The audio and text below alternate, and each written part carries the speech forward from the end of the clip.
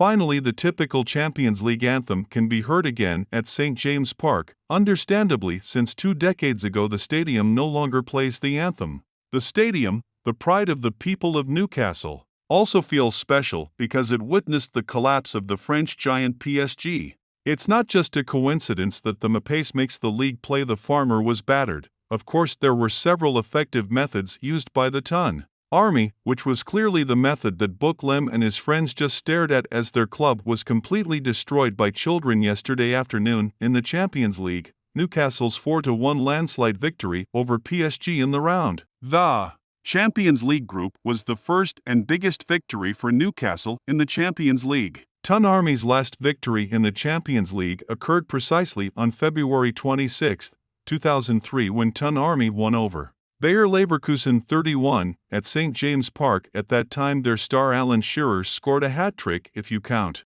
The calculation turns out that for 7,525 days Newcastle must win again in the Champions League. This victory is also about goals. Yes, Newcastle's first goal in the Champions League since 20 years ago was finally scored by a player who looks like Ratati Dika Miguel Almiron, because the last goal was scored by the MPC in the Champions League.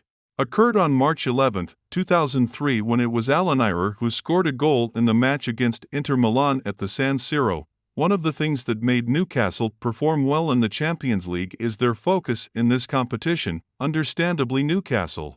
Occurred on March 11, 2003 when it was Alan Shearer who scored a goal in the match against Inter Milan at the San Siro. One of the things that made Newcastle perform well in the Champions League is their focus in this competition, understandably Newcastle.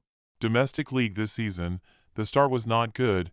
They lost to teams like City and Brighton and only won against mediocre teams like Brentford, Sheffield, Aston Villa, and Burnley. Wants to present the best to its supporters. For a long time not participating in this competition, The Athletic said that Newcastle's European competition focus was proven. We know that in Newcastle's. Eddie Howe also expressed the same thing in the Chronicle Live media. There, Howe admitted that he was not afraid of facing a deadly group in the Champions League this season. In fact, he was very happy to be able to meet big teams. Their enthusiasm is a bit different in the domestic league and Champions League. Usually clubs like Newcastle, after winning against a big club like PSG, they generally play defensively to secure their lead, but not for Newcastle in the second half. Even though they were 2-0 up, they still continued to bombard PSG's defense mercilessly. Team spirit is also closely related to the coach's motivation. Apart from having a specific target in Europe, Coach Eddie Howe's attitude in increasing his team to beat PSG,